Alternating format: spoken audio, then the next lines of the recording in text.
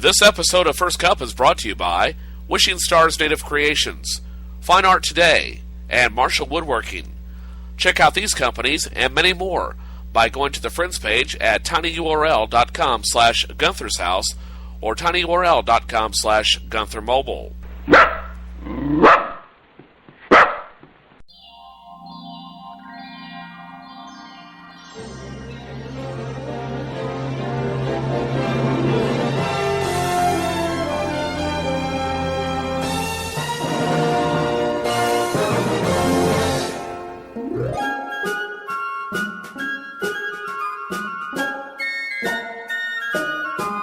Oh, the weather outside is frightful, but the fire is so delightful. And since we've no place to go, make it so, make it so, make it so. Man, it doesn't show signs of stopping. And I brought me some tea Earl Grey hot. The lights are turned way down low. Make it so, make it so, make it so. When we finally kiss goodnight. How I hate going out in the storm. But if you... Really? Shut up, Wesley. All the way home, I'll be... Warm. Oh, the fire is slowly dying. And my dear... We're still goodbye, then. But as long as you love me so, make it so. make it so. Make it so.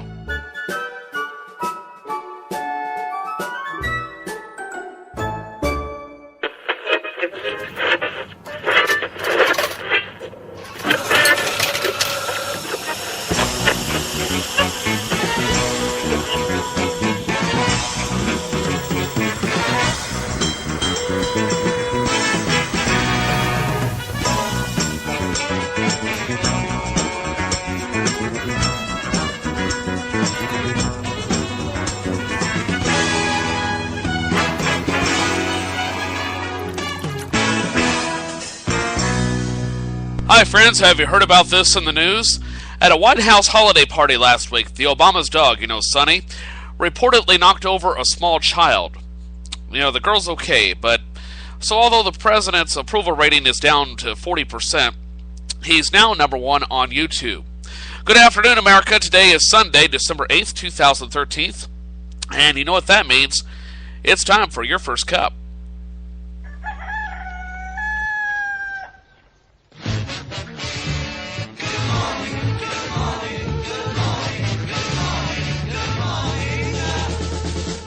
To do to save his life, call his wife in. Nothing to say but what a day, how's your boy been? Nothing to do, it's up to you. I've got nothing to say but it's okay. Good morning, good morning, good morning. Going to work, don't wanna go, feeling low down. Heading for home, you start to roam, then you're in town. Everybody knows there's nothing doing, everything is closed, it's like a ruin. Everyone you see is half asleep, and you're on your own, you're in the street. After a while you start to smile, now you feel cool. Then you decide to take a walk by the old school. Nothing has changed, it's still the same. I've got nothing to say, but it's okay. Good morning, good morning, good morning. Hi friends, Joe Haffner here. I'll have the latest episode of First Cup for you coming up in just a few seconds. I want to take this time, though, to remind you of a few things. If you have something on your mind in regards to this show, things that you like or don't like, or as well as Song of the Day request, you can submit those emails to Gunther'sHouseOfFriends@gmail.com. Again, that's Gunther'sHouseOfFriends@gmail.com. Also, you can send me your messages via Skype at G800-486-8437. That's G800-486-8437. Follow me on Twitter at JHaffner99. That's the letter J, HAFFNER, the number 99. JHaffner99. Also, friend me on Facebook by looking for the hot link at tinyurl.com/Gunther'sHouse. That's good on your PC, Mac, Linux, or tablet computer. or on your smartphone, whether it's an Android, iOS, or Windows phone, as well as on your tablet computer by going to tinyurl.com/GuntherMobile. Also, you can listen to previous episodes of First Cup, as well as other shows that I produce, such as Joe's Retro Radio, by going to the Stitcher app, which is available via hot link on the opening page of my website, as well as at Stitcher.com. You can also find me on Spreaker.com, that's Speaker with an R after the P, Spreaker.com Be Heard, as well as on Miro at GetMiro.com, and on iTunes. Look up Gunther's House of Friends on those aforementioned sites, as well as at the Windows Media Store. Again, Gunther's House of Friends on the Windows Store. And now, without further delay, here I am with today's broadcast.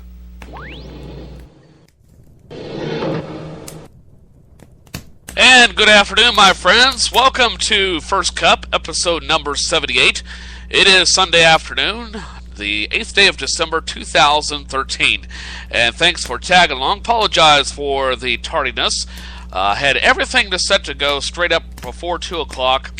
And I start to get ready to go on, sit down comfortably, hit the start button, and to start the streaming process. And the whole board just crashed. No warning whatsoever. Everything went magnaflux on me, and I had to reset the whole board, which takes roughly about 10 to 15 minutes to get everything set up the way I like it. So, my apologies for the delays, and hopefully I'll be here for the next couple of hours to entertain you with the latest in news, weather, and other bits of information that I have compiled for you on this cold winter day. Well, actually it's not winter officially, at least on the calendar, but certainly looks like it here in North Missouri. We finally got some snow this morning. Not a whole lot to talk about, probably a couple of inches, but still a little bit of white stuff out on the ground. And you know what? I'm ready for it to be gone. I'm ready for spring to come back. I want baseball. I want to see warmer temperatures again. But that's not going to happen for a while. Anyway, that's neither here nor there. Let me get started with the program for you today. And first of all, let's see what we can find out about last night's Mizzou game. You probably know the score. I haven't looked. After I got done broadcasting last night, I laid down for a little bit, and I thought, well, I'll watch the rest of the game. And laid down in the middle of a commercial break and fell asleep. And then by the time I woke up, it was about 9:45. I thought, screw it, I'll just go back to sleep. Good friend of mine at work said, Joe, you look tired. She's mentioned that the last couple of days that we worked together. So I thought, I'll take her advice. I'll get some sleep. And I tell you, it has done wonders for me. So, Alicia, thank you very much. The sleep has helped a lot. Believe it or not, I still need a lot more, but I do feel a whole lot better. But let's take a look and see if we can find that Mizzou football score. And I'm not going to find it there. As I'm judging from the reaction of friends on Facebook, I'm confident the Missouri Tigers lost. But still, nevertheless, looks like it was a pretty good game, at least up through the first half. Of course, I couldn't tell the difference between a half and a quarter last night, so that was a little confusing.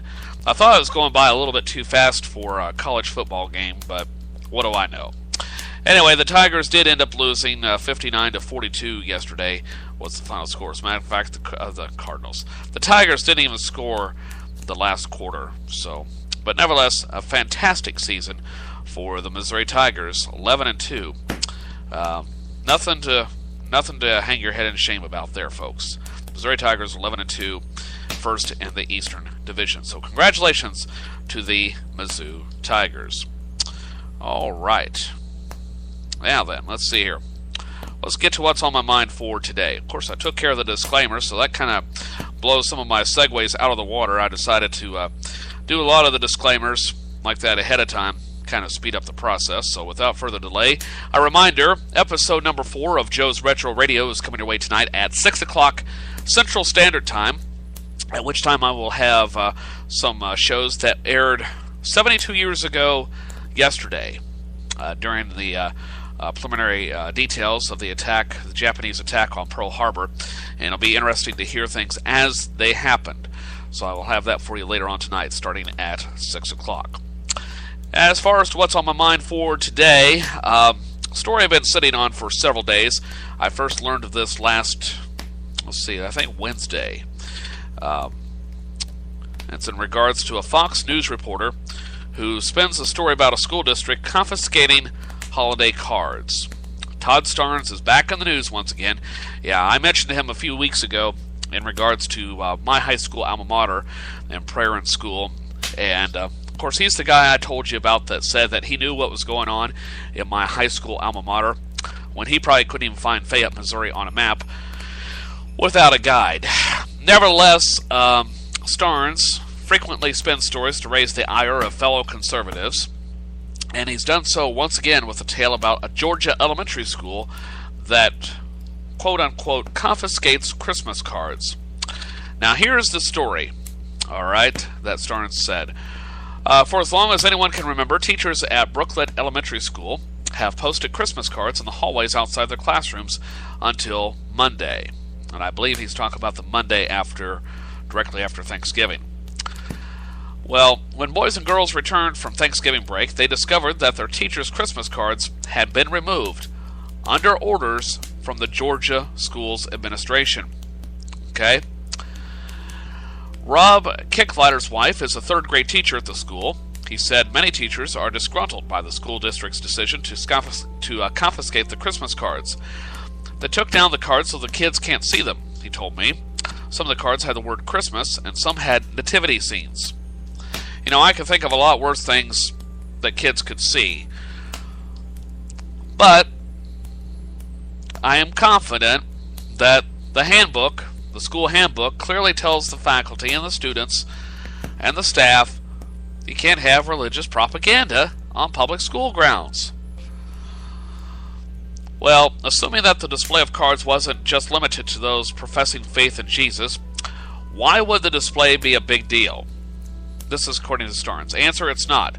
Starnes' story is pure spin. Okay? Remember, this is the home of the No Spin Zone with Bill O'Reilly. Well, he didn't even bother to ask the administration why the display was moved. Instead, it seems he just worked from the uninformed version of the story told to him by people like Kicklighter. He was wrong about the cards being removed. They were just moved. He was wrong about the reason for that having anything to do with the word Christmas or images of nativity scenes. The guy he quoted was wrong when he said the cards were taken down so the kids can't see them. Here's what actually happened according to a press release from the school district. This is straight from the school administration, okay? Let's see, where is it? Fox News radio commentary host Todd Starnes, acting on misinformation that neither he nor his media outlet corroborated with the school system, or Principal Marlon Baker, misrepresented a story about student Christmas cards being removed from the school. Baker did not receive any questions from the local community either. The cards in question were not student Christmas cards, nor were they a student project or tradition. The cards are the personal family Christmas cards that faculty members share with one another. They are the personal cards from their homes that they would send to family and friends. It has been a faculty tradition to post cards on a small display board made of 2 pieces of red and green poster paper. The display in the past was posted in the hallway outside the office workroom. However, this year, due to a legitimate personal privacy concern raised by one of the school's staff members, Baker moved the display to the opposite wall inside the office workroom so that the staff member could still participate in the tradition. Baker wanted to respect the staff member's privacy, that of his or her depicted in the Christmas card. So there you go. There's the truth behind what really happened. Starnes owes everybody an apology, but you know what? I bet he couldn't even write that with a straight face. He sure as hell's not going to admit it now. At least I haven't heard of any apology. Well, despite the press release, Starnes hasn't changed the story. The headline still says, Georgia school confiscates Christmas cards. Though ironically, he added a paragraph at the end quoting the district's superintendent referring to Starnes' spreading of bad information. We don't want this misinformation to derail the positive work we are committed to with our community leaders. That's according to Superintendent Charles Wilson, who said in a prepared statement, "I'm appalled by this attack on our school system and on Brooklet Elementary." Now, it's not surprising that teachers in the school would immediately jump to the conclusion that their religious rights were being taken away. As a matter of fact, 2 weeks ago tomorrow, an impromptu school board meeting was held to discuss employees' overzealous religious expression. Well, the superintendent said he felt the statement was necessary because a reminder he made to principals last month caused confusion about what can and can't be done in the public school classroom and why regarding religion. According to Superintendent Charles Wilson, he informed principals during an administrative meeting last month that teachers are not to include scriptures in signature lines of emails from school board accounts or post religious items in scripture in classrooms or on desk, and stated that they must act neutrally by not giving speeches or endorsing any religion through leading prayers. Wilson did this after the Board of Education received correspondence from the Americans United for Separation of Church and State, which received complaints from a parent that said that teachers were taking part in prayers after high school football games. Now that pretty much sets the scene, doesn't it? These teachers are used to overstepping their bounds, and they're now only getting called out on it. Well, when the administrators doing the right thing told them to stop breaking the law, they interpreted that as our freedoms are being taken away. Sounds familiar, doesn't it? Well, nothing was taken away.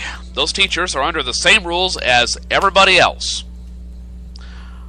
But when you're used to speeding all the time, you get pissed off when a cop pulls you over even though he's well within his right to do so. Seriously, the school board's reminders to staffers of what is and what is not legal reads like a children's book, as if adult teachers have to be reminded not to include Bible verses in their school-related emails. Although a Facebook group has begun so that people can whine about the injustice of having to follow the law. They've started a petition too. And, wow, really? I have relatives that live in this area. I did not know that until I read this. We, the citizens of Bullock County, believe that our civil liberties have been infringed upon as a result of the Board of Education's guidelines and religious expression as follows. Quote, teachers are required to remove scripture from the signature line in their email. Teachers are not allowed to have any religious items or scripture posted in their classrooms, on their desk, or on their computers. Teachers are required to remove themselves from student-led prayers. We believe that these activities are not in violation of the Establishment Clause of the First Amendment, as long as they are a form of private expression and not an attempt to indoctrinate or instill beliefs in students. That's from their official petition. Now, these people don't seem to understand that the constitutional concerns with putting Bible verses in the work email signature lines, posting scripture in their classrooms, or taking part in student-led prayers, presumably during the school day, that they're a lost cause. And when you have the blind leading the blind, it's no surprise that Starnes was all too eager to share the story without even doing a bit of research to confirm what they were saying. And I've said it before, and I've said it again, this is even directed toward my high school alma mater. If you feel so strongly that religion is such an important part of your child's life, or your children's lives, then get them out of the public school, put them in a private school. And if you can't do that, homeschool them. Or at least try to increase their religious education through other means. But you're not going to do it on the taxpayer dole. And one of the things that really bugs me is when I read statements like God and Bible or God ahead of the Constitution. I do not wish to live in a country where religion is more important than secular law. Historically, that has been a formula for disaster. Now, I'm not saying that countries that have sidelined religion have necessarily done all that great either. But when you start having a state or church religion dictating demands or dictating policy, you're setting yourself up for a world of hurt. You really are. And it really bothers me when I see stuff like that. And when I see this kind of ignorance, that our religious rights are being infringed upon. Well, we've done it for decades. We've done it for centuries. It doesn't mean that it was right. taxpayer dollars should not be going to fund religious programs. And that was one of my biggest gripes with President Bush about his administration. I admit the idea of the, what was that program, basically where you had church groups that were doing good deeds with taxpayer dollars. I never liked that part of it.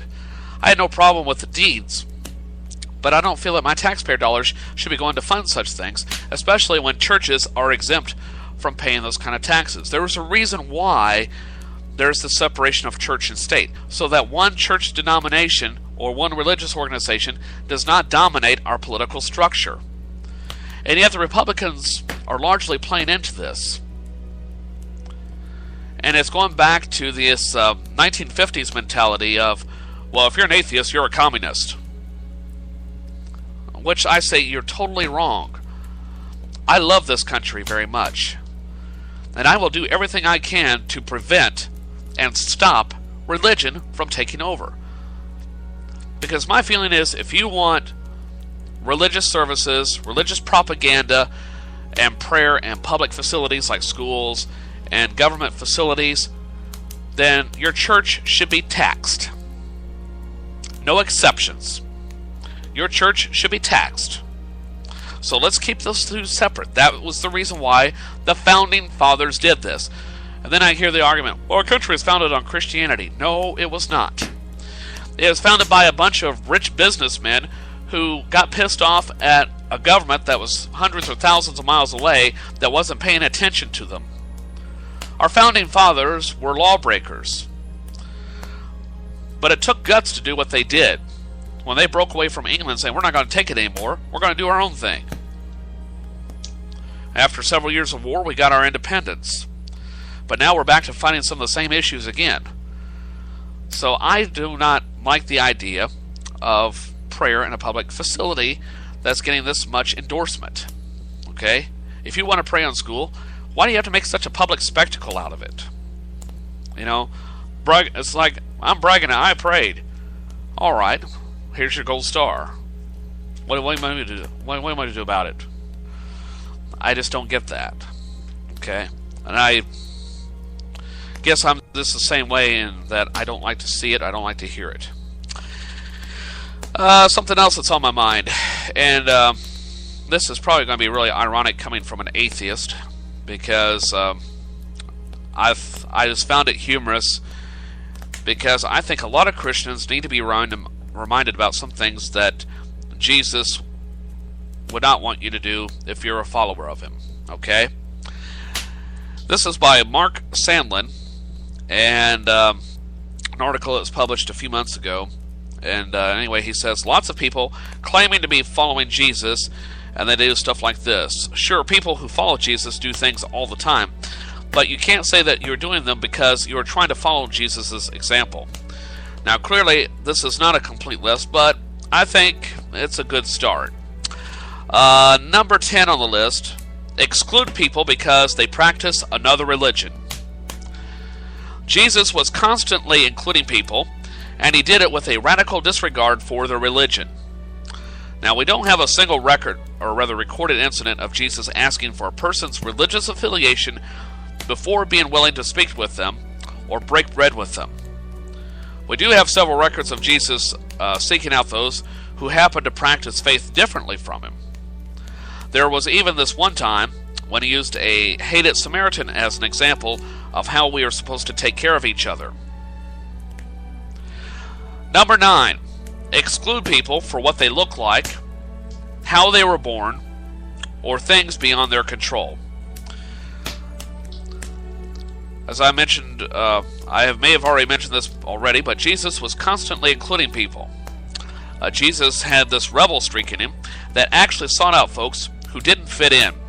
People who were different, people who were marginalized, people who were made to feel unwanted one way or another, or another held a special place in the heart, life, and actions of Jesus. I suspect he did it because he understood they weren't actually different at all. Touch the leapers, the untouchables. Go ahead and do it. Jesus did. Number 8, withhold health care from people. Did you ever play the game Follow the Leader? If you don't do what the leader does, you're out. Following means you should imitate as closely as possible. Now, when people who were sick needed care, Jesus gave it to them. If we are following Jesus, we will imitate him as closely as possible. No, we can't repeat the miracles he did, but I've seen modern medicine do things that are about as close as to a miracle as I expect to get. Number 7, exclude people. Last time, promise, Jesus was constantly including people. It's a little concept called love. He was pretty big on it. Number 6, let people go hungry. Now, when Jesus said, feed my sheep, it was about more than just a spiritual feeding. As a matter of fact, if Gandhi was right, and I suspect he was, you can't have one without the other. Now, there are people in the world so hungry that God cannot appear to them except in the form of bread. There's not a shortage of food in the world. There's enough for everyone. There's not a problem with having a distribution system capable of handling it. Now, I can eat lobster from Maine while looking over the Pacific Ocean. The problem is that we aren't very good at sharing. Number 5, make money more important than God and the children of God. You know, the love of money really is the root of all sorts of evil. We make choices about what we will do with our money every day. Our choices speak louder than our words. Willingly or not, our choices frequently hurt the least of these and others rather than help them. Sometimes we even hurt ourselves. Our money is so important to us we are willing to shop at stores because their prices are cheaper, even though we know the products they sell recklessly endanger the lives of those who make them. We buy food which is mass-produced with disregard for the health implications because the farmer down the road is more expensive. We'd rather keep more of our money than pay the taxes it takes to provide for those in need. We do have a money problem. Number 4, and I'm guilty of this right now, as many of us are, judging others. That speck of sawdust in your brother's eye, and he let who is without sin cast the first stone stuff? Mean it.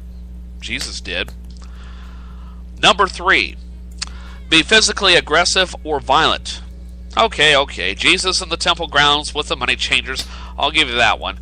But other than that, Jesus both gave the example of and taught his followers to avoid violent behavior. He said, put your sword away. So, what about the money changers? Well, I'm coming to that. For the most part, Jesus practiced Judaism, that man could abide.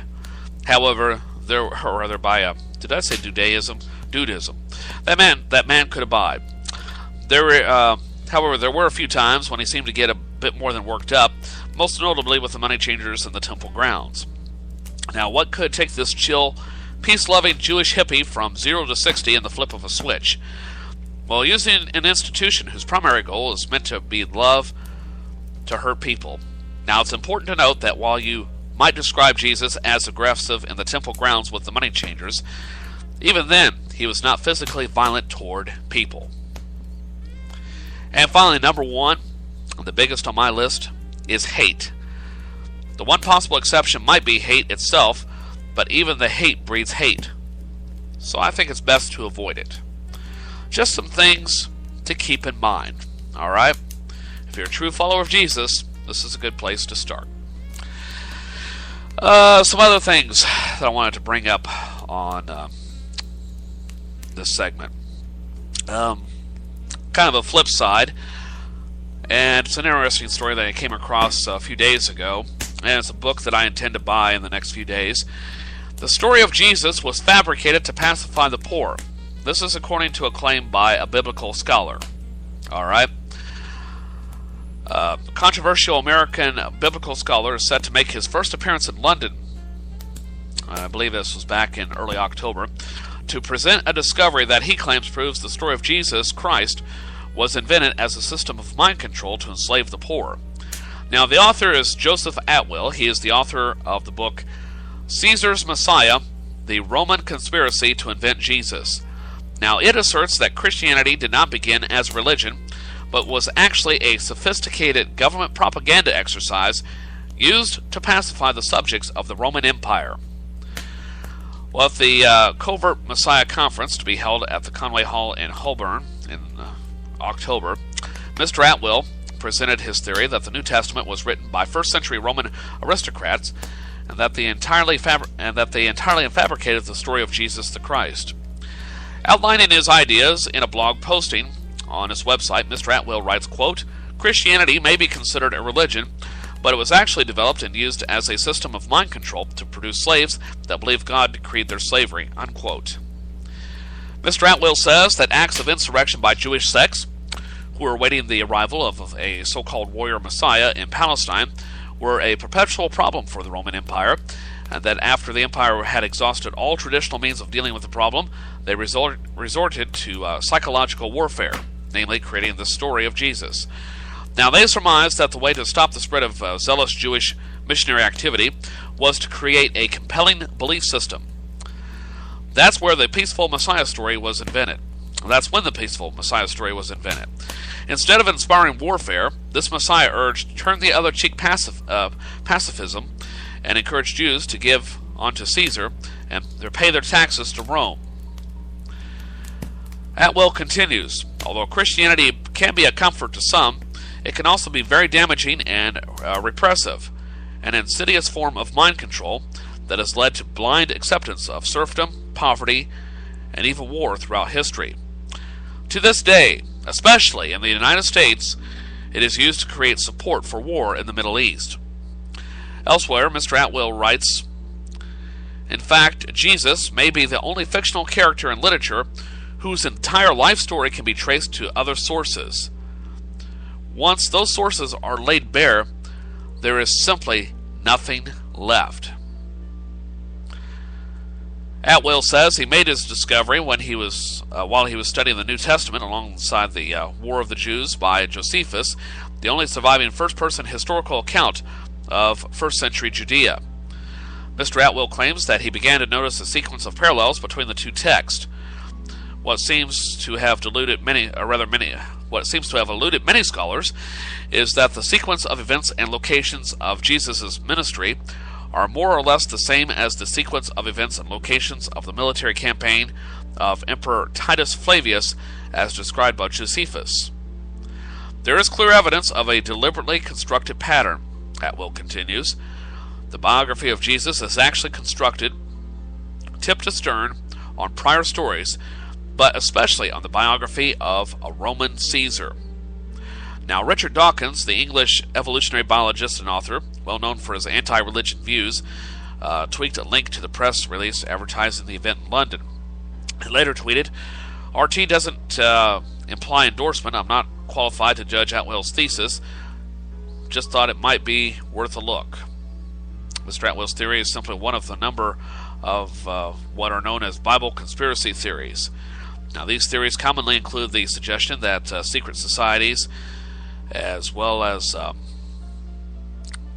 mystery schools and other religions, used the fictional story of Jesus Christ to unify the Roman Empire under one state religion. So, interesting concept to think about as we head into the Christmas season. And I intend to read this book. And I think it's an interesting premise, and it's something that I have pondered for many, many years. And it's nice to know that someone else has actually done the legwork. And I'll get back to you on what I think about the findings. Okay? In the meantime, I have a follow-up to a story that I brought to you in the early days of this show, First Cup. I don't remember the exact dates when I mentioned this, but a few months ago, I encouraged you to vote for A.T. Still to be inducted into the Hall of Famous Missourians.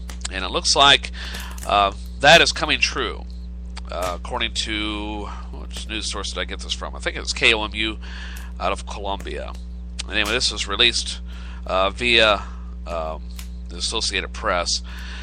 A physician credited as the father of osteopathic medicine and a noted science fiction writer have been selected for induction into the Missouri Capitol's Hall of Famous Missourians. Joining them as the newest inductees are a suffragist and the catalyst of a citizens' initiative that limited state revenues and local taxes. The hall is a collection of bronze busts that generally has honored people chosen by the House Speaker. However, half the new honorees this time were selected through a public nomination and voting process. The 4 inductees were identified to the Associated Press by House Speaker Tim Jones before the public announcement. Winning the vote was physician Andrew Taylor Still and science fiction author Robert Heinlein. To that list, Jones added Virginia Minor, who advocated for women's voting rights, and Mel Hancock, author of a state constitutional amendment approved in 1980 that has become known simply as the Hancock Amendment. Busts in the hall are privately funded and displayed between the House and Senate chambers. Among those already included are President Harry Truman, Walt Disney, Mark Twain, George Washington Carver, Betty Grable, and Ginger Rogers. The use of a public vote for some of the inductions follows acrimony after last year's selection by a different House Speaker of commentator Rush Limbaugh. That choice was criticized by Democrats, many women's groups, and other political foes, including yours truly. Still received the most public support, with nearly 38% of more than 34,000 votes. He is born in Virginia and elected to the Kansas Territorial Legislature, prompted by the deaths of several children and his service as a Civil War-era doctor. Still looked for new medical methods. And in 1892, he founded the American School of He founded the American School of Osteopathy in Kirksville. According to the Museum of Osteopathic Medicine, it is now simply called A.T. Still University, and is just a couple miles away from me, from where I sit right now. The public also opted for science fiction writer Heinlein. He was born in Butler, Missouri, and his works include Starship Troopers, Stranger in a Strange Land, and The Moon is a Harsh Mistress. I like that title. Heinlein received more than 10,000 votes. Still and Heinlein combined to receive nearly 70% of the votes, so thank you, Missouri. The Speaker's selections for the Hall of Famous Missourians left their marks in the political arena. In 1867, Minor helped found the Women's Suffrage Association of Missouri, the first organization that made enfranchising women its exclusive goal. Minor tried to register to vote in October of 1872, but was refused. Through her husband, Francis Minor, she filed a lawsuit and argued that the 14th Amendment allowed women the right to vote. Ultimately, the U.S. Supreme Court ruled against her. Women eventually gained the right to vote when the 19th Amendment to the Constitution was ratified in 1920. Now, she finished 6th in the public vote for the Hall of Famous Missourians, and Jones said he decided to include Minor because of her importance to Missouri and U.S. history. The Speaker's other selection, Hancock, won approval for a measure establishing a state revenue limit, barring state government from imposing unfunded mandates on local governments and requiring voter approval for local tax increases. It helped propel him to a seat in Congress where he served 4 terms and built a reputation as a fiscal and social conservative. Jones said Hancock had been on his mind since the longest as a candidate for induction. The minute I was elected Speaker back in September of last year, I had folks approaching me about Mel Hancock, saying he should have been put in the hall by now. So you can learn more about the Hall of Famous Missourians by clicking on this website address, and I'll give you time to write it down or to type it into your web browser. And gives me a chance to sip a little bit of coffee here. Okay, it's house.mo.gov/famous.aspx, okay? That's house.mo.gov/famous.aspx, okay? Okay, well, that's going to take care of that portion of the program. Still to come in a few minutes, I'll have the latest in celebrity birthdays. Like that's going to change between now and midnight. The National Weather Forecast, as well as the Kirksville, Missouri area weather forecast, today in history. And coming up next, though, will be news headlines on this edition of First Cup, right after things you need to know. So stick around. More of this program is on the way right after this quick break. So stick around. Hi, this is Pete Townsend. I want to wish you happy holidays.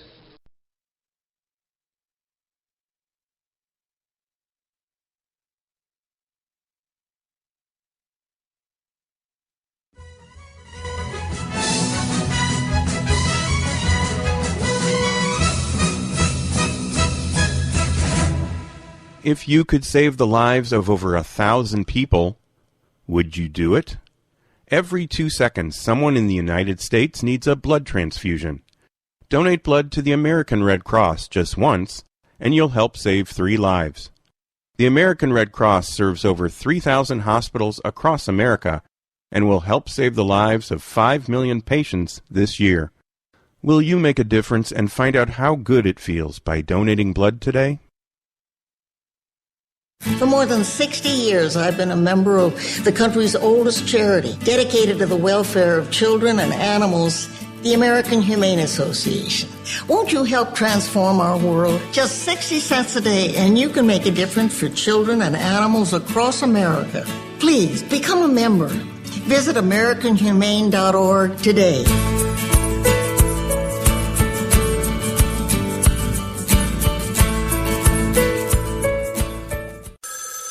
Ranger Station, Ranger speaking. Hi, I'd like to report a bear hug. Uh-huh, okay.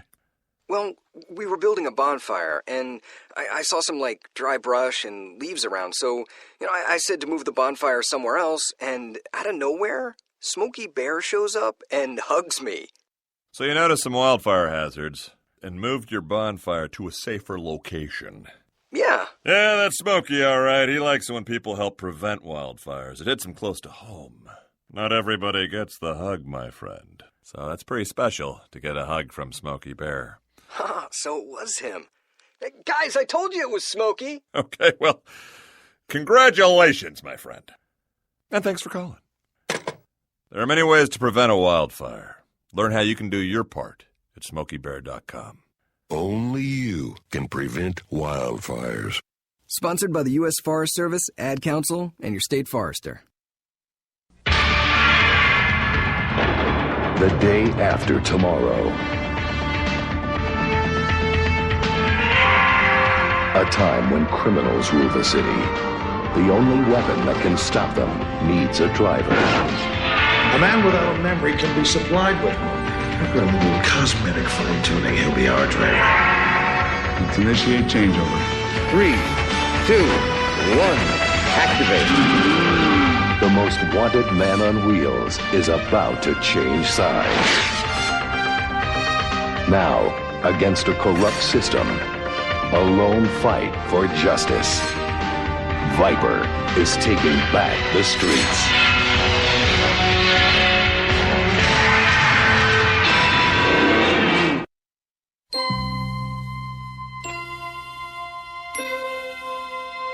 Space, the final frontier.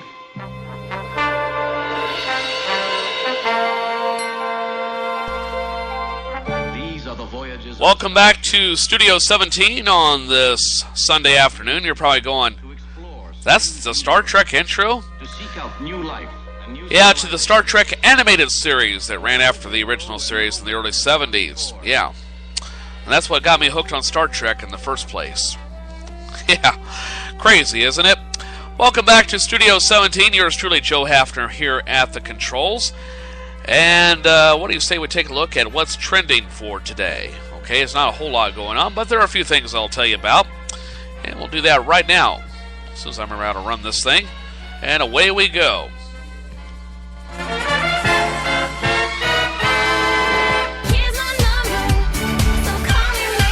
What the fuck, say?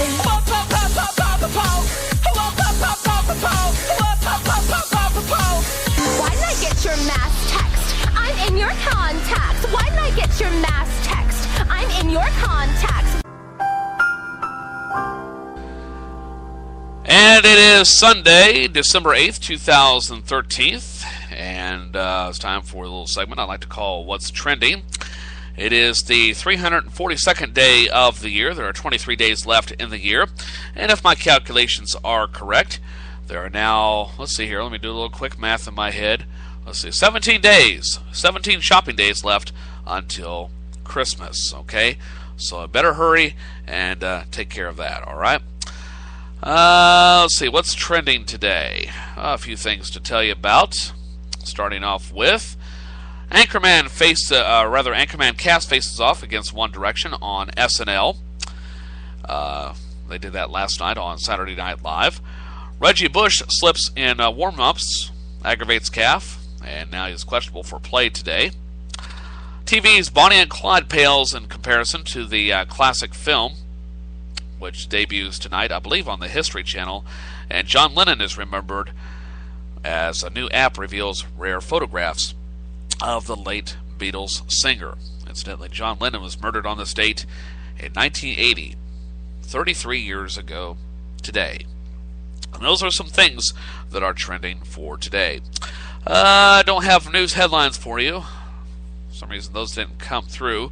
So I'll have more news for you in just a few moments from NPR. In the meantime, I'm going to take a look at that weather forecast, and undoubtedly, no matter where you are in this country, for the most part, I imagine you are cold today, just like I am.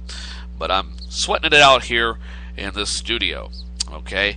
And I'm trying to pull up the weather data here, so I'm stalling for time, as you can probably tell, and I'll have that good to go here in just a moment. So there we are, and there's the weather forecast, and let me fire the intro for that. Winter weather warning right now. Here's a live look at the Fox 6 snow stick. This is out on the weather dick.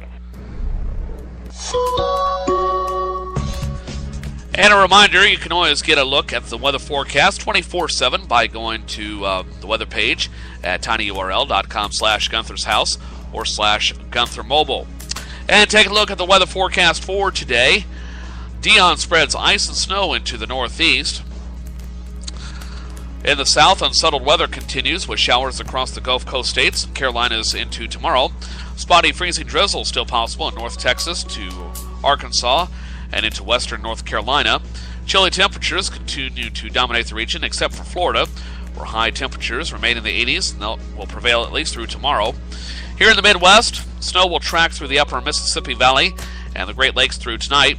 Snow amounts will generally be in the range of 2 to 5 inches. The icy mix across the Ohio Valley should taper off by tonight. In the wake of Dion, most of the region should be dry tomorrow.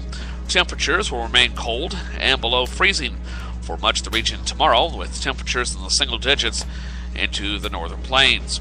Off into the northeast, Winter Storm Dion will affect the region with a mixed bag of snow, sleet, freezing rain, and rain tonight, lasting into tomorrow. The mix of snow and ice in the mid-Atlantic will be winding down by tomorrow morning.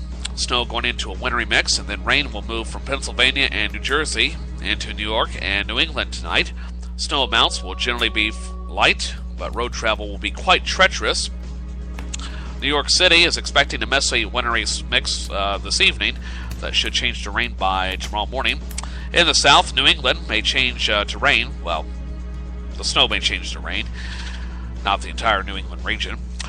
Not until after a messy rush hour tomorrow morning, though. Dion will be exiting New England tomorrow afternoon. And finally, out west, it will remain in the grips of Arctic cold through tomorrow, except for a few snow showers in the central and northern Rockies. Most of the region will be dry. It remains bitterly cold in the northern Rockies, with temperatures remaining below 0 to low single digits in the majority of Montana. The Pacific Northwest will turn unsettled by Thursday as a new system arrives in from the Pacific Ocean. And that is a brief look at the nationwide weather forecast on this Sunday. Now, let's take a look at the Kirksville, Missouri area weather forecast. And should be getting an update forecast right about now, so here we go. Alright, come on, computer. Come on. Bring me the data. Don't leave me hanging here. Alright. Waiting for the forecast to load. It'll be worth the wait. Or maybe not. Okay. Kirksville, Missouri area weather forecast. Calling for cloudy skies, chance of snow and freezing drizzle through late afternoon. Temperatures in the upper teens to lower 20s, south to southeasterly winds at about 5 miles an hour. Precipitation amounts less than 1/10 of an inch are possible. For tonight, cloudy skies, chance of snow and freezing drizzle ending by midnight. Lows around 11 above, wind chill values of 0 to 5 above. Light and variable wind shifting to the west and northwest at about 5 to 10 miles an hour this evening. Then for tomorrow, mostly sunny skies, highs in the mid to upper teens. Wind chill values of 5 below to 5 above. West and northwesterly winds at about 10 miles per hour. Cloudy skies for Monday night. Lows around 7 above. Wind chill values of 8 below to 2 above. Southwesterly winds at about 10 to 15 miles an hour. Sunny skies Tuesday, much warmer. Highs in the upper 20s, lows in the middle teens. West to southwesterly winds at about 10 to 15 miles an hour, with wind gust up to 20 miles per hour. Lows around 13. Sunny skies Wednesday, highs in the mid-20s, lows around 5 above. Sunny skies Thursday, highs in the upper 20s, lows in the upper teens to lower 20s. Sunny skies on Friday, with highs around 35, lows around 25. A 30% chance of snow developing late Friday night, lasting into Saturday. Highs on Saturday in the upper 20s to lower 30s, lows around 20. Partly sunny skies next Sunday, with a high near freezing. 22 degrees at the Kirksville Regional Airport. Relative humidity at 82%. Barometric pressure steady at 29.99 inches of mercury. Visibility is down to 4 miles. Wind chill index reading of 15 degrees. And winds are out of the east at about 5 miles per hour. Take a look at conditions across the region and around the Show Me State. And at last report, the computer is slow. Having trouble with bandwidth today. Come on, machine. Come on. Come on. There we go. There we go. Give Daddy what he wants. That's right. That's right. Come to Papa. Cloudy skies, 24 degrees in downtown Kansas City with a little bit of fog and haze. Kirksville cloudy, 22 as in Kirksville, as I mentioned. Did I say Kirksville already? Cloudy, 25 in Springfield, 27 in Joplin, 23 in Columbia, 25 and cloudy at the state capitol. Whiteman Air Force Base, cloudy, 25 degrees. Cloudy, 26 in St. Louis. Light snow, 28 degrees at Poplar Bluff, 24 degrees at West Plains. Regionally, at last check, Topeka, cloudy, 23. 23 in Emporia, 23 in Manhattan. 23 in Wichita. Light snow throughout much of Iowa and Nebraska. Light snow, 18 in Omaha. 17 in Lincoln. Light snow and 20 at Falls City. Lamoni checking in with 19 degrees. Light snow and 19 degrees at Des Moines. Alrighty, and that's a look at regional temperatures and conditions. Let's see if I can find some nationwide temperatures for you. And hopefully I can find something here with, let's see here, with a text rather than a map. I do know the city locations, but sometimes the placement's a little bit screwy, so bear with me for just a moment. Let's try AccuWeather, see what we got there. Alright, well, that's not what I'm looking for. I guess I could give it a shot. That's the high temperature, low temperature, chill index, heat index, winds, air quality map, pollen maps. I just want the damn temperatures. Okay, that's not going to work. Let's try this. Okay. Let's try graphical. Nope, that's not it. That's national temperature. ThorntonWeather.com. Let's see what that does. I'm babbling out loud here. This national temperatures. All right, here we go. Harrington, Kansas. Your IP scanner is a bit off calibration there. What in the world is all this? Okay. Is it going to give me the information or not? Yes, I came to class unprepared. I'm sorry. Well, that's not working. That's an interesting site. I'll check it out later. Yeah, let's try this one. Let's try that one. All right. I've got to do it now because I've led up to it for too long here. Let's see here. Temperature map. Okay. I might as well just say, wherever you are, it's cold. But how cold is it? It's so cold, even my... let's try a region. Let's see here. United States. Yeah, I had a feeling you'd do that. Okay. I'll just go back to the old one. Best guess. Whoop, that's not the right one. Come on now. Alright. This is really good radio, I tell you. It's nothing like stalling for time. That's the forecast. That's not what I wanted. I already did that.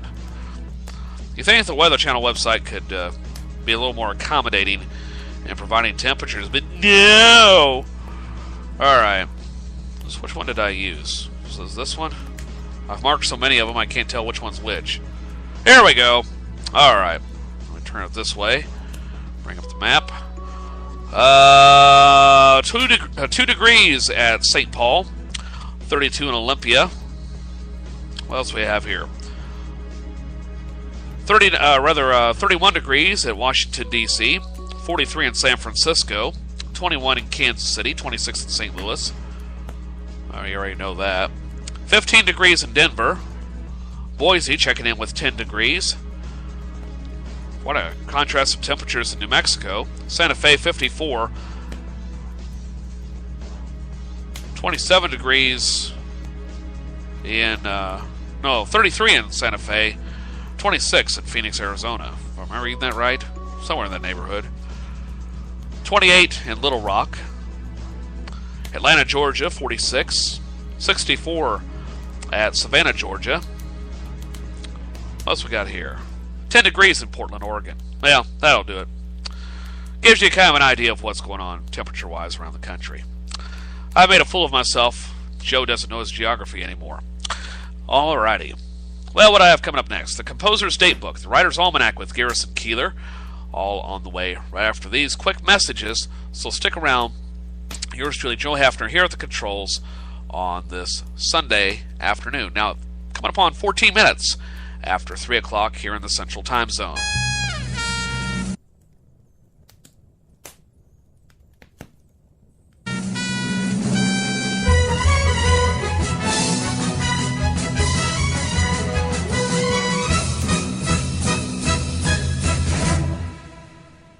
Late afternoon head-on crash took place today on Route 422. Two-car severe accident happened around 4:30.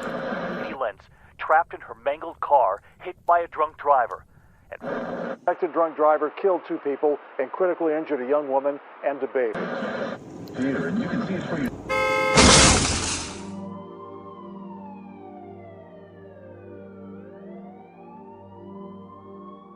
Remember when your neighbor found us naked in the car, and the time some outdoor action got us kicked out of the park? Getting frisky in the dark, I gave your eye a poke. I think the dog is also in the bed. Do I smell smoke? You and me, we never give up. You and me, we never give up. You and me, we never give up. You and me, we never ever give up. Getting hot and heavy with the whipped cream that we bought, dressing in the kitchen and then getting caught. So many things can go wrong, but we still can get it right. You and me, we're not gonna give up tonight. You didn't give up on sex. Don't give up on birth control either. There are more methods than you think. Visit bedsider.org to compare all the choices and put the bogus myths to bed at bedsider.org.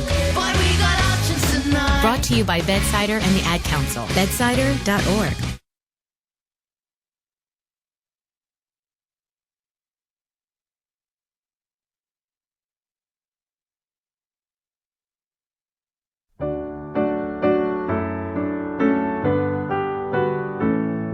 And here is the Writer's Almanac for Sunday, the 8th of December, 2013. It's the birthday of the man who said humor is emotional chaos remembered in tranquility. James Thurber, born in Columbus, Ohio, 1894, remembered today for his stories such as The Secret Life of Walter Mitty. Came out in 1944 in The New Yorker. The story of a henpecked husband who fantasizes about a life of daring adventure. He started submitting pieces to The New Yorker in 1926, and they kept coming back. He said, "My pieces came back so fast, I began to think The New Yorker must have a rejection machine." But he caught on, joined the staff, and he was assigned to an office with E.B. White. They became friends, and they wrote a book together entitled Is Sex Necessary? It's the birthday of the poet and short story author Delmore Schwartz, born in Brooklyn, 1913. Studied philosophy, wanted to become a poet. One summer, when he was in college, he locked himself in his apartment for a month, and he wrote a short story called In Dreams Begin Responsibilities. It was published in the Partisan Review, and it made Delmore Schwartz famous. The story was based on Schwartz's own life. He sits watching his parents' courtship unfold on a movie screen, and when his father proposes marriage, the author begs them to reconsider, to not marry and have children. Delmore Schwartz, who was one of the most promising writers of his generation, fell into the abyss of alcohol and mental illness, died of a heart attack in 1966, and nobody claimed his body for 3 days. And it was on this date in 1660 a professional female actress appeared on the English stage in a production of Othello, one of the earliest known instances of a female role actually being played by a woman. Women were considered too fine, too sensitive for the rough life of the theater. And so the people who came to this performance of Othello, 1660, were handed a disclaimer telling them that they would see a woman on stage, that men are just too big and burly to play these roles. It said, with bones so large and nerves so uncompliant, when you call Desdemona, enter giant. Here's a poem for today by Timothy Steele, Take Off. Our jet storms down the runway, tilts up, lifts, we're airborne, and each second we see more outlying hangars, wetlands with a pond that flashes like sheened silver, and beyond an estuary and the frozen drifts of breakers wide and white along a shore. One watches, cheek in palm, how little weight the world has as it swiftly drops away, how quietly the mind climbs to this height, as now the seatbelt sign turned off, a flight attendant rises to negotiate the steep aisle to a curtained service bay. Take Off by Timothy Steele from The Color Wheel, published by the Johns Hopkins University Press, and used by permission here on the Writer's Almanac, supported by the Poetry Foundation, publisher of Poetry Magazine, the oldest monthly devoted to verse in the English-speaking world. Browse 100 years of poetry and become a subscriber at poetryfoundation.org. Produced by Joy Biles, engineered by Noah Smith. Be well, do good work, and keep in touch.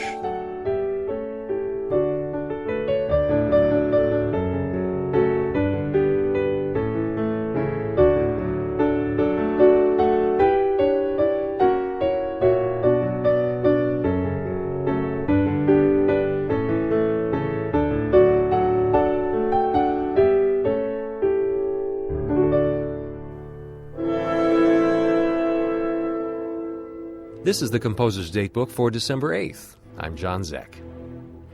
On this date in 1813, Beethoven's 7th Symphony was played for the first time in Vienna at a benefit concert in honor of the Austrian and Bavarian soldiers who had died fighting Napoleon, with the concert's proceeds donated to their widows and orphans. At its first rehearsal, some of the musicians found their parts intimidating. A friend of Beethoven's who sat in on rehearsals later recalled, the violin players refused to play a passage and rebuked Beethoven for writing difficulties that were incapable of performance. But Beethoven begged the gentlemen to take the parts home with them. If they were to practice it at home, it would surely go. The next day the passage went excellently, and the gentlemen themselves seemed to rejoice that they had given Beethoven such pleasure. The slow movement of Beethoven's symphony so pleased the Viennese audience at its premiere that it had to be encored.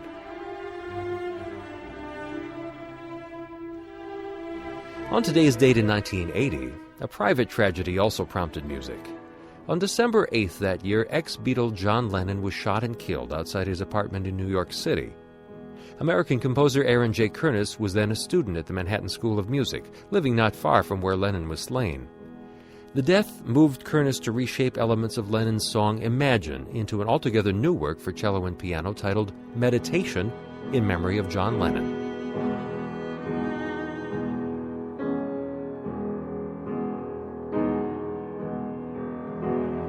Composer's Datebook is produced by APM, American Public Media, and the American Composers Forum, reminding you that all music was once new.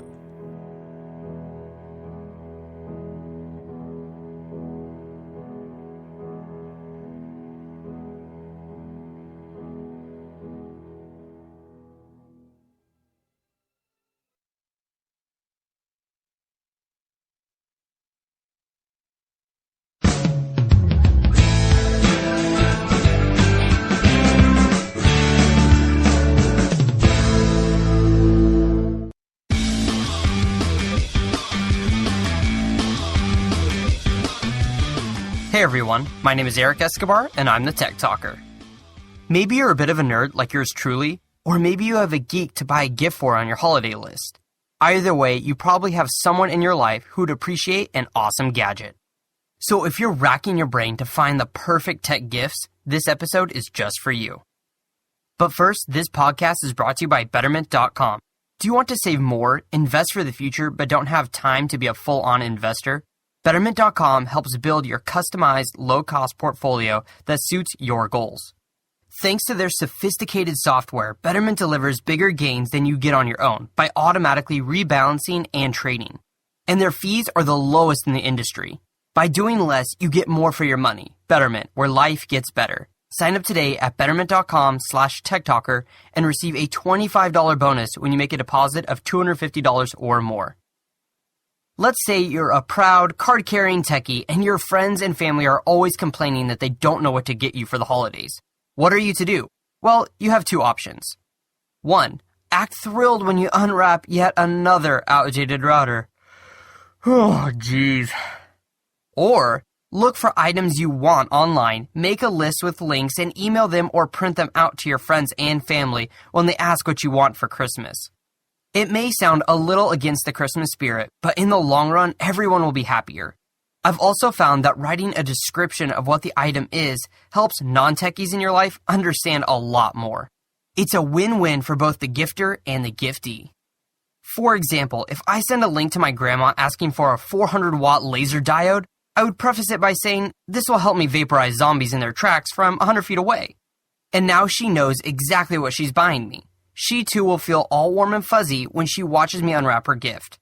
If nothing else, it prevents the question of, okay, I know I bought this for you, but can you please explain to me what it is? Now, if you're the non-techie of the family, but want to blow away that special geek in your life, here's some gifts that they will love. Let's break down your geek into a few categories. This is by no means a complete breakdown of the types of geeks, but odds are you'll be able to identify at least one of these traits. First is the computer geek. It's a pretty generic term, but generally speaking, this is the person who always gives you the best updates on apps and tech news. And probably the person you'd call if your computer or smartphone was broken. Someone like this would love a flash drive. Now, I know what you're thinking. A flash drive? Come on, Tech Talker, that's lame. Okay, but hear me out on this, though. Flash drives are always in demand by techies like yours truly. Just make sure you get a USB 3.0 for blazing fast speed. And make sure it's at least above 16 gigabytes. From here, you can scale up or down in size and style depending on your price range. You can even find some special metal ones online that can be engraved with their name or phone number to make it that much more personal. For the podcast fanatic, if your techie loves to listen to music or podcasts, check out waterproof speakers. They're perfect for the pool, hot tub, or shower. This way, your techie never has to miss a single episode of Tech Talker, Grammar Girl, or Everyday Einstein. Now, if your geek is always on the go, I recommend an external battery pack for all of their electronics. I have two of these guys, and they are awesome. I can watch movies all day long as I'm traveling and still have plenty of juice left to charge all of my other USB devices. What's especially great about USB battery packs is that they can charge a number of different devices, and you can scale up or down on the amount of battery based upon your price range. These are compact enough to store in your backpack, car, or even a carry-on. Let's say you're not looking for a full-on gift and you're just looking for a stocking stuffer. There's always universal USB cords that are super convenient to have around. Or you might also think about purchasing a few months of their favorite digital service such as Netflix, Hulu, Spotify, or Pandora. This may not be something they can unwrap, but if they already use one of these services, and I bet they do, I'm sure they would appreciate the extra space or time with a subscription. Here are a few more great stocking stuffer ideas: a wireless mouse, a USB cup warmer, Amazon Prime, extra chargers, or even, dare I say it, a customized mousepad. Okay, now let's say you're a parent, educator, or just want to buy something that will be fun and educational for the geek in your life. Look no further than the Raspberry Pi. I did a podcast on the Raspberry Pi a little while back, and it's an incredible little device. As a quick summary, this is a fully functioning computer that is about the size of a credit card. It was developed for educational purposes, but has become a favorite for almost every computer enthusiast. You can do anything from creating a security system to managing a web server with this little guy, and if you're looking to get someone you know into computers and programming, this is the best way to go. And best of all, it's only $35. Okay, now let's say they're not quite ready for the full-on programming of the Raspberry Pi. I recommend then Lego Mindstorms. These robotics kits are really intuitive and allow youngsters to build working robots out of Legos. This set of Legos alone can pretty much take all of the credit for making me into an engineer. Thanks again to our advertiser, Betterment.com. Do you want to save more and invest for the future but don't have time to be a full-on investor? Betterment.com helps you build a customized, well-diversified portfolio of low-cost funds that you can tailor to your goals and your risk level. Thanks to their sophisticated software, Betterment delivers bigger gains than you'd likely get on your own by automating your savings as well as rebalancing your portfolio and reinvesting dividends. Now, what's even better is that their fees are the lowest in the industry, and their highly trained customer support team is based in New York, so they can answer any of your questions at any time. Betterment is a high-quality, efficient investing option that's safe, smart, and saves you time and energy. Betterment, where life gets better. Sign up today at betterment.com/techtalker and receive a $25 bonus when you make a deposit of $250 or more. That's betterment.com/techtalker. Okay, now if you have that person on your list who's always tinkering with something or always has the latest gadget, I highly recommend giving them something like the Nest. This is a Wi-Fi enabled thermostat for your house.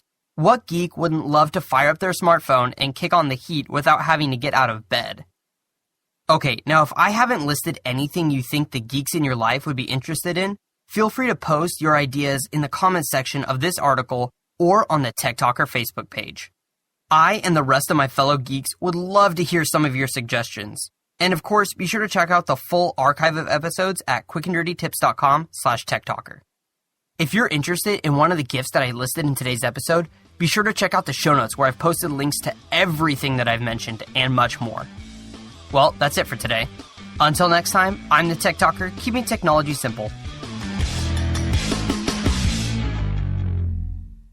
Betterment LLC is an SEC-registered investment advisor. Brokerage services are offered by Betterment Securities, an SEC-registered broker-dealer, and member FINRA/SIPC. Investments are not FDIC insured. No bank guarantee may lose value. Investing in securities involves risks, and there's always the potential of losing money when you invest in securities. Before investing, consider your investment objectives and Betterment's charges and expenses. Not an offer, solicitation of an offer, or advice to buy or sell securities in jurisdictions where Betterment and Betterment securities are not registered.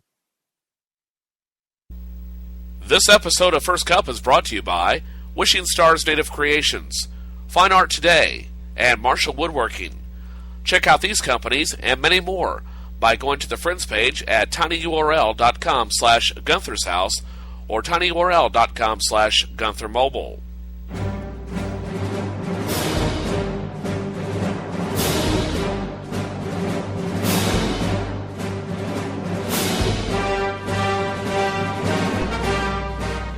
Welcome back to Studio 17 on this Sunday afternoon/evening for some of you, and I think this is an appropriate tune for today with the snow coming and hitting many areas of the country.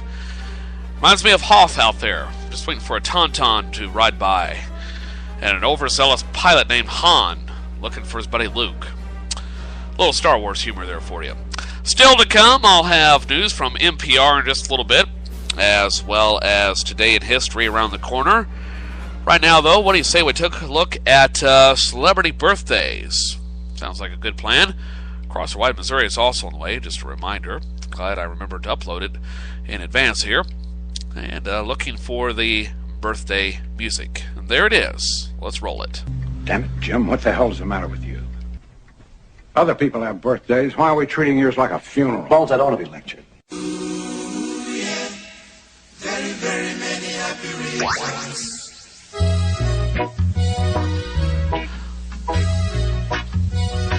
And before I run down this list of celebrity birthdays today, if you're celebrating your birthday today, happy birthday. You share your birthday with some of these famous people that I'm about to read to you. And, I forgot to pull up the list here in advance. Actor and director Maximilian Schell is 83. Flutist James Galway is 74. Singer Jerry Butler is 74. Pop musician Bobby Elliott of the Hollies is 72. Rock singer and musician Greg Allman is 66. And actress Kim Basinger is 60. Really? She's 60? Wow. Country singer Marty Rabin is 54. And World Bank President Jim Yong Kim is 54. Some other birthdays today includes actress Terry Hatcher. Wow, she's 49 and looking fantastic at 49. What else we got here for you? Singer Sinead O'Connor is 47. I thought she was older than that. I thought she was in her 50s by now. And actress Hannah Ware is 31. Actress Anna Sophia Robb is 20. Those are celebrity birthdays for this Sunday. Okay. Now let's go back in time. This time around, we're going to take a look at historic events that occurred on the state in years past. And now, where is Dr. Peabody at? I know he's around here. I've seen him. Oh, there he is. Dr. Peabody, are you ready? Hello there, Peabody here. Once again, it is time to take another revealing peek back into history. What famous date shall I set it to today, Mr. Peabody?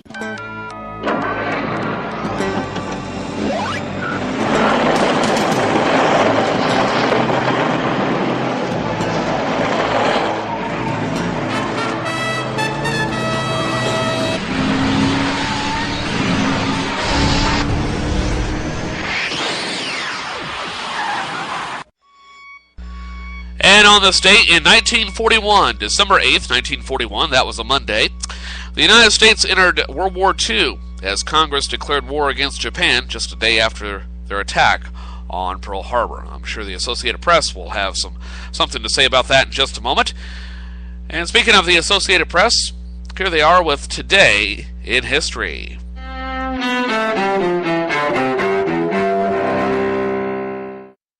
A date which will live in infamy. December 8th, 1941.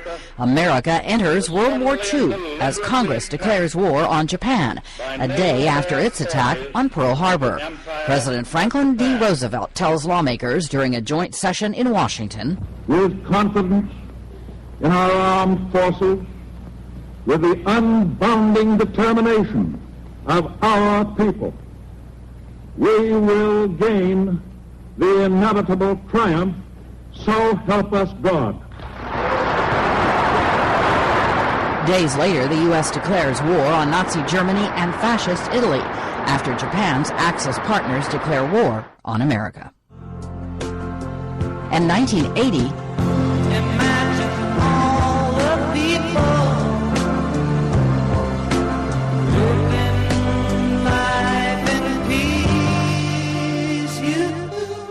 shock and grief around the world after the murder of a music icon in New York. Rock star John Lennon, former member of the Beatles, is shot to death outside his apartment building. His killer, Mark David Chapman, an apparently deranged fan. Lennon was 40 years old. Today in History, December 8th. Camille Bohannon, The Associated Press. This is Across Our Wide Missouri with Bob Priddy. One normally emphasizes in discussing history the generals, the presidents, the senators, the wars. But history is made most of all by the average citizen who does what he must, who takes positions he thinks he must take, and who leads in his own way. He might not leave any large monuments, written volumes, wars won, laws passed, trails opened. In that context, we're all historical figures. People like us make our contribution by living our lives as best we can, fighting for and against the cause which seems right or wrong at a particular time, and achieving whatever position in life that time and talent can bring.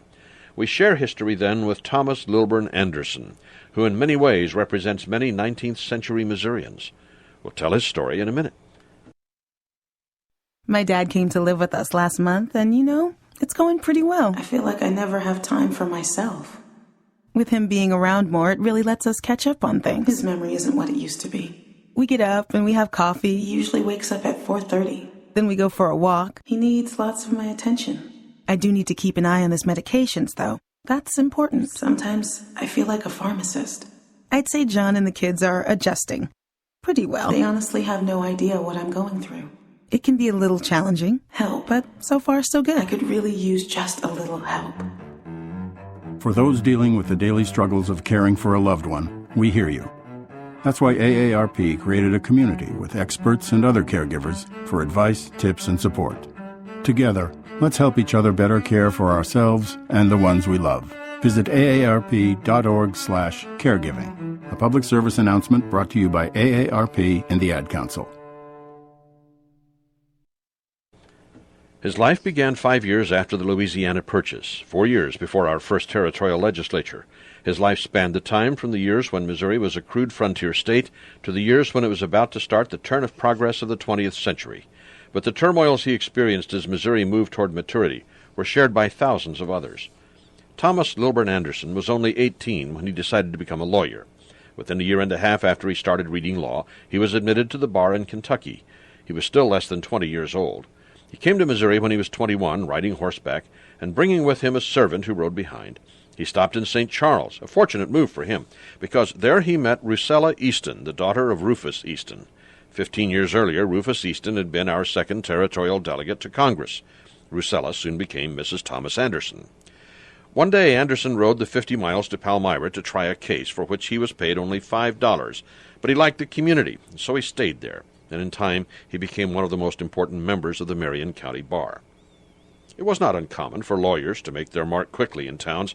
Anderson soon decided to get into politics. His career is reflected in the problems Missouri was gaining throughout that time and going through.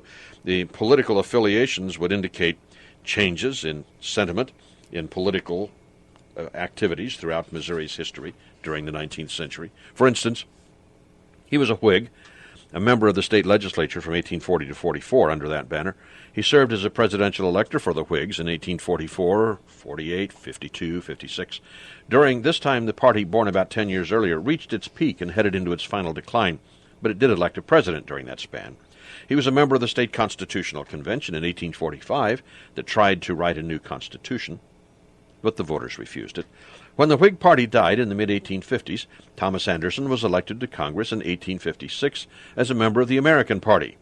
The American Party was then more commonly known as the Know-Nothing Party, partly because some say it was a secret organization, and its members answered, "I know nothing," when quizzed about the organization. The Know-Nothing Party, in fact, was a bigoted organization that was strongly anti-German, anti-Irish, anti-Catholic. Its life was short.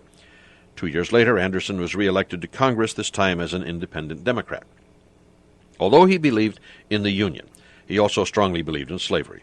He did not come out in favor of secession until he announced he was a Democrat and pulled out of Congress at the beginning of the Civil War. He affiliated himself with the Greenback Party in post-war years. In 1882, he had a chance to go to Congress again when he was offered the nomination in what was then the 1st Congressional District of Northeast Missouri, but he refused it. Anderson was known statewide as a fine criminal lawyer and an expert on legal entanglements of the old Spanish land grants. Those old land grants caused trouble for decades after Spain gave the territory to France, and France gave it to the United States. In post-war years, he took up the cause of temperance, resumed limited political activity. He died in March of 1885. He was 76 years old. Thomas Lilburn Anderson, born on this date, December 8th, in 1808. It's people who raise their voices and yell and scream like you that are dividing this country. We're here to bring this country together, not to divide it. I guess this party's over. From NPR News in Washington, I'm Nora Rahm. Defense Secretary Chuck Hagel goes to Pakistan, where he'll meet tomorrow with Prime Minister Nawaz Sharif. They're expected to talk about security in the region and Afghanistan. Hagel is now in Afghanistan, where he's been visiting U.S. troops. He told soldiers at Kandahar airfield he's hopeful the U.S. and other allies will be able to stay after the end of next year, when all foreign troops are currently scheduled to leave. We think we can continue to play an important role in helping the Afghan people build the institutions to govern so that they'll be able to have the capacity and capability to defend themselves, support themselves. The U.S. and Afghanistan have drafted an agreement saying some U.S. troops will be allowed to stay, but President Hamid Karzai won't sign it. He wants to wait for elections in April. It's assumed so his successor can approve the plan. It's a day of prayer and reflection in South Africa for Nelson Mandela, who died Thursday night at the age of 95 of complications from a lung infection. NPR's Gregory Warner reports from Johannesburg. South Africans are remembering the past and looking with uncertainty to the future. South Africa's President Jacob Zuma called for this National Day to remember Nelson Mandela, often called here by his tribal name Madiba. As South Africans, said the president, we sing when we are happy and we also sing when we are sad. Let us sing for Madiba. The mood in many houses of worship and other gatherings is both sad and celebratory. After 6 months praying for his recovery, many here say that there's joy to be found in letting the father of the nation go to his final rest. But others note that racial tension is on the rise, exacerbated by economic hard times. They've urged South Africans preparing for a divisive election next year to heed Mandela's message of peace and reconciliation. Gregory Warner, NPR News, Johannesburg. In the U.S., it's bitter cold across much of the country. With wind chill, it's minus 50 in parts of Minnesota. North Texas is covered in snow, and the winter weather is moving east. NPR's Nathan Rott reports cold should stick through next week. If you're wondering who to blame for the freezing temperatures and heavy snows, point your gloved fingers at a giant Arctic air mass that's slowly creeping across the country. That's according to Kelsey Engel, a meteorologist for the National Weather Service. And he says that air mass is not going to melt away anytime soon. That colder air mass is going to be in place through about the middle portion of this week before we start to see temperatures slowly moderate. Engel says the air mass will mix with warm air from the Gulf of Mexico as it moves towards the east coast.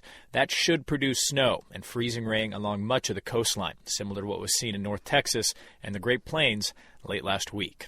Nathan Rott, NPR News. This is NPR News from Washington. Hundreds of thousands of Ukrainians came out today for anti-government protests in Kiev. Although most were peaceful, even festive, some attacked a statue of former Soviet leader Vladimir Lenin, breaking off its head. The demonstrators fear the president of the former Soviet republic is becoming too close to Russia. He had rejected signing an agreement with the European Union, which would have required democratic reforms in Ukraine. The Israeli military is investigating the death of a Palestinian teenager who died yesterday after being shot in the back. NPR's Emily Harris reports a ruling could take months, if not years. Palestinian hospital officials confirmed the boy was shot in the back. The father of the teen blamed an Israeli sniper. The Israeli military is investigating. That could take a long time. Military lawyers just closed an investigation into the death 2 years ago of a Palestinian man. In that case, Mustafa Tamimi was hit at close range by a tear gas grenade. The Israeli soldier who fired the grenade said he shot through a partially open Jeep door as Palestinians threw stones. He said he didn't see anyone. The Israeli military determined the man who was killed put himself at unnecessary risk by running toward the Jeep during a protest. Emily Harris, NPR News, Jerusalem. It was 1 month ago today that Typhoon Haiyan struck the Philippines, killing at least 5,800 people and causing widespread devastation. Hundreds of people are still missing. Some 4 million lost their homes. The hardest hit city was Tacloban. Officials say a month later, a sense of normalcy is beginning to return, but the rebuilding will take years. I'm Nora Rahm, NPR News in Washington.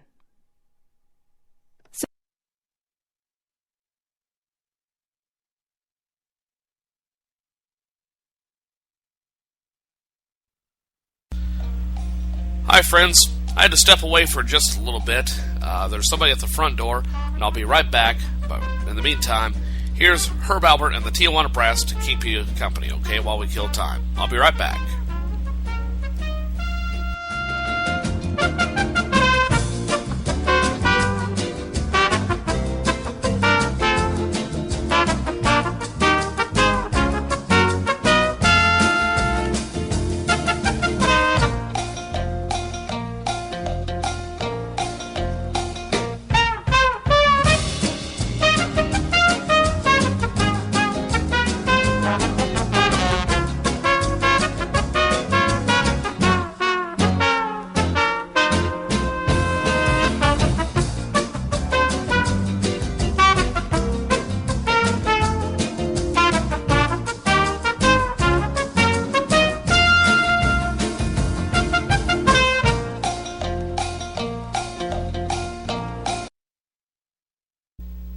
This episode of First Cup is brought to you by Wishing Stars Native Creations, Fine Art Today, and Marshall Woodworking. Check out these companies and many more by going to the Friends page at tinyurl.com/Gunther's House or tinyurl.com/Gunther Mobile.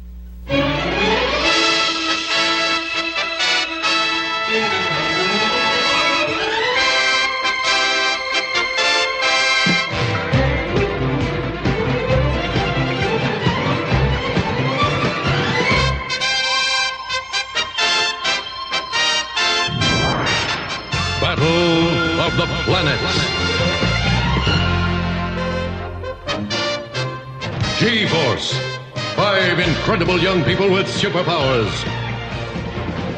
And watching over them from Center Neptune, 7 Zark 7. Watching, warning against surprise attack by alien galaxies from beyond space.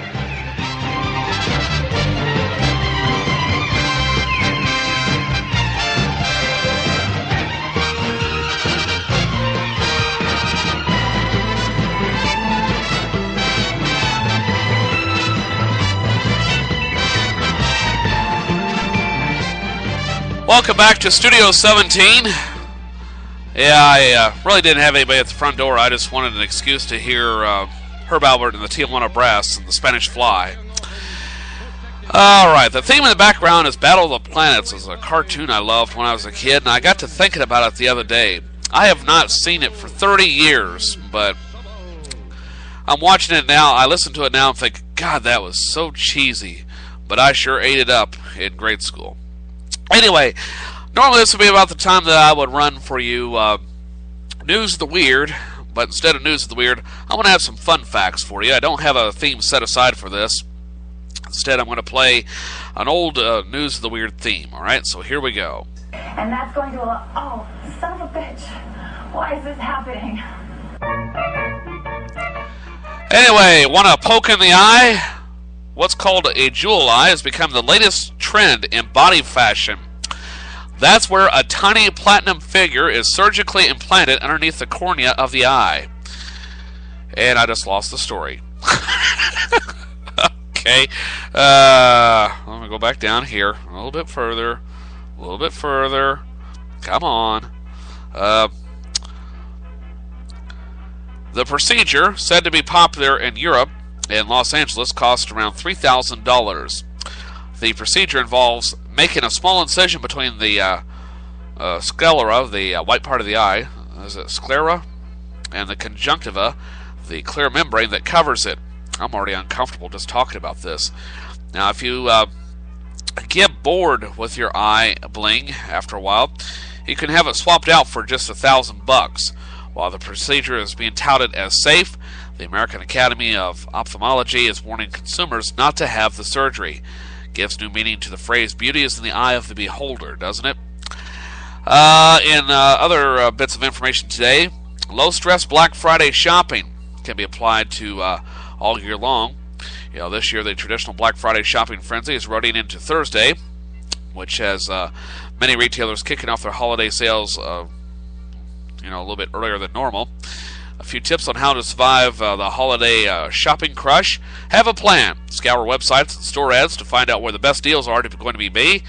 And make a note of doorbuster specials that may only last for a few hours. Do your homework. Go with a friend. And go in with the right attitude. Don't be one of those people who pushes and shoves to get a deal or gives dirty looks when someone beats them to it.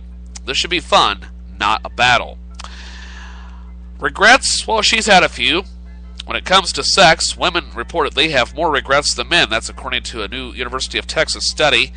Like you really have to study this. Well, the most common regrets for women are losing their virginity to the wrong partner. That's 24%. 23% said cheating on a partner. And 20% said moving too fast. For men, the top regrets, including being too shy to make a move, that's 27%. Not being more sexually adventurous when young, 23%. And not being more sexually adventurous during their single days, 19%. Also more women, 17%. And more men, 10%, regret having sex with a physically unattractive partner. A similar pattern is found amongst gays, lesbians, and bisexuals. guys worldwide are all the same. If it moves, do it. That could get you into trouble. And finally, an amazing fact. The first margarine was made from cattle fat combined with chopped sheep or pig stomach. Something to think about as you toast your bagel. And those are some fun facts for you on this, what day is it? Sunday. Yeah, Sunday. First Sunday edition of First Cup, by the way. Now, let's see. This is the time of the show where we look up what's trending on Twitter. So bear with me for just a moment and see if I can get Twitter to load. And so far it is really, really slow. Okay. What do we want to look up today? I tell you what, we'll take a look at the weather and see what people are saying about the snow and the cold. So give me just a moment as I try to get this thing to respond. Alright, there we are. Alright, let's see if we can. Alright, alright. Okay, here we go. Are you going to be able...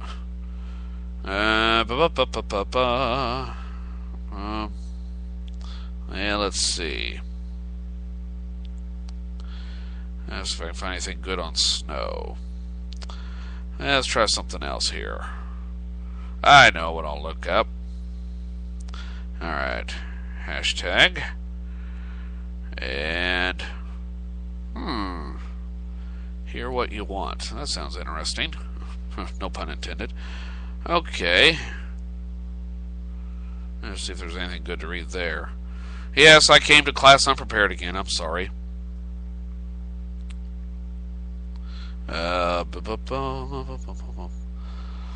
Okay. Well, that's kind of boring. How about... oh, let's see. What's popular on Twitter these days? Oh. Here we go. Come on. Come on. Alright, well, that's not going to work either. Yeah, let's see if I can find some old notes here. Alright. Bear with me for just a moment. While we're doing that, we'll check on the fire. Get a little bit of background noise going on here. Okay. Yeah, I'm still a bit out of it. Even though I took a nap yesterday, lasting well into today, I'm still kind of out of sorts, as it were. Okay. Now, let's see. Guess we're going to do that. I'm going to need this one. Alright, tap Evernote. And let's see if we got... was that Thursday or Friday? Might have been Wednesday. Hope it wasn't Wednesday, because I think I've already deleted my show notes for that day. I know, instead of what's popular on Twitter, I was going to save this for Christmas. I'll probably read it again on Christmas anyway. It's a list I came across this morning, and it's 12 things you might not know about A Christmas Story, even though you've seen it 100 times. Well, I'm going to read that list for you right now. So without further delay, here we go. And you can always follow me on Twitter. Hello, computer. Just use the keyboard. The keyboard? How quaint.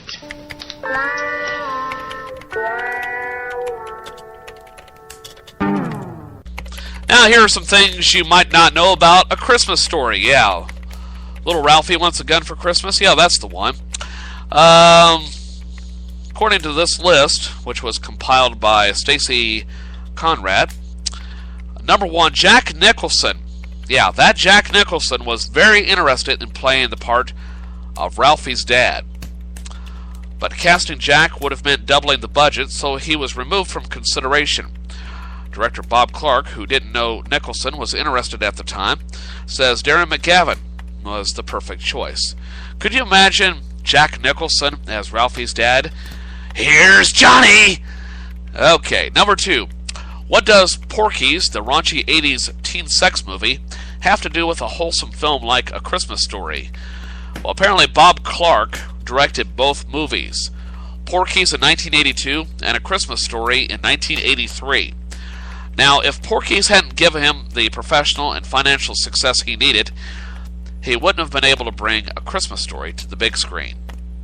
And we would be without a Christmas classic. Number 3, for anyone keeping count, this is an interesting statistic.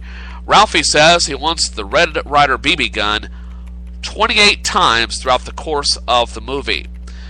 That's approximately once every 3 minutes and 20 seconds. Okay? 3 minutes and 20 seconds. Every 3 minutes and 20 seconds, Ralphie says he wants a Red Ryder BB gun. Number 4, Peter Billingsley, a.k.a. Ralphie, has been good friends with Vince Vaughn since they both appeared in the CBS School Break special, their version of the after-school special in the early 90s. He doesn't do much acting these days, but he did make a surprise appearance on the Vince Vaughn Wild West comedy show in Memphis, Tennessee in 2005. Peter's doing quite well for himself, though. He was the executive producer of Iron Man and had a brief bit as William Genter Riva. He was also executive producer for Four Christmases, which he had a cameo in, plus The Breakup and the TBS sitcom Sullivan and Son. Number 5, saw this one on Mythbusters.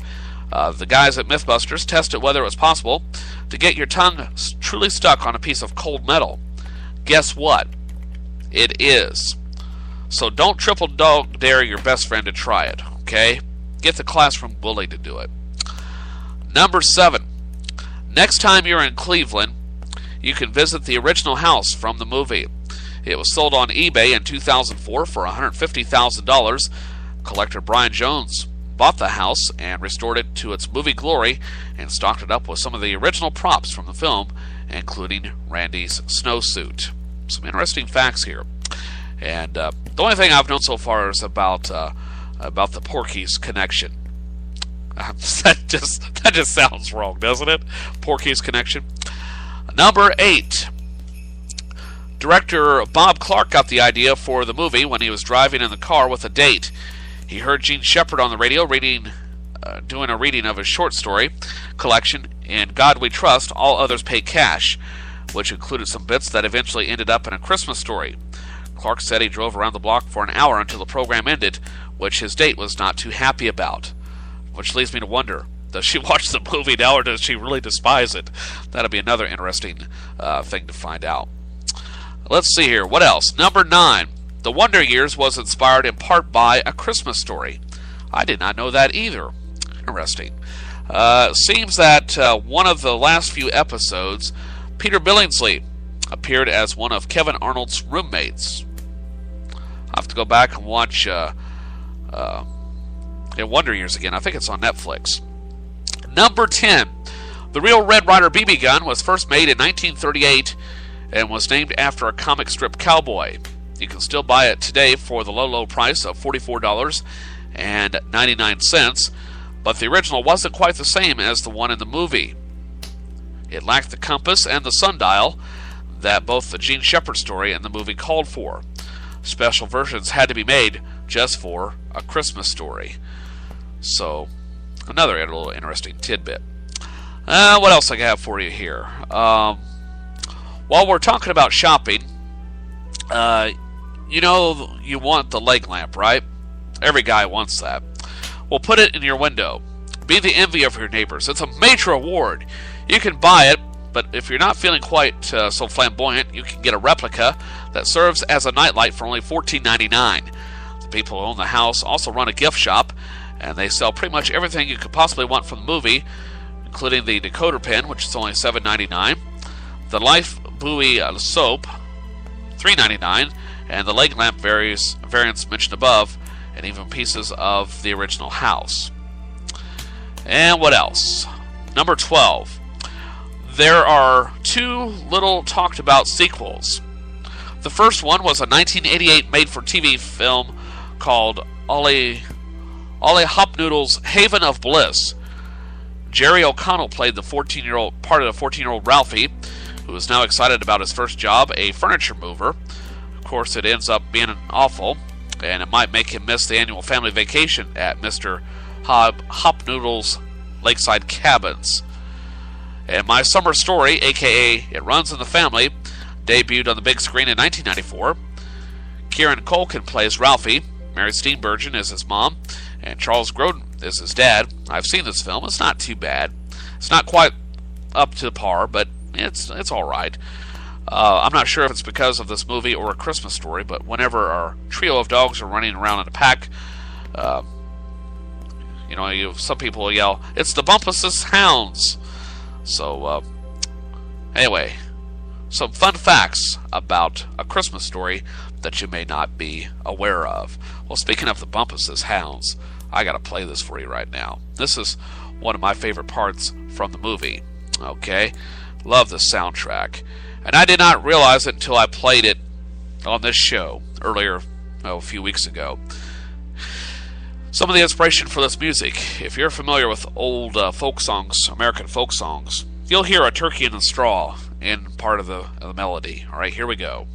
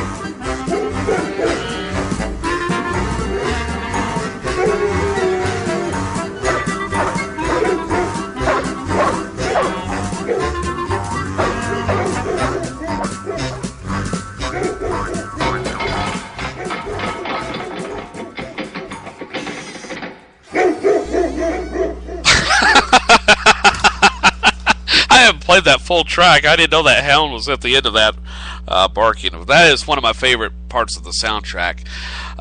Probably the scene that makes me laugh the most, and I don't know why, but I think part of it is just Gene Shepard's delivery when they're opening the gifts, and he's talking about his gift from Aunt Clara.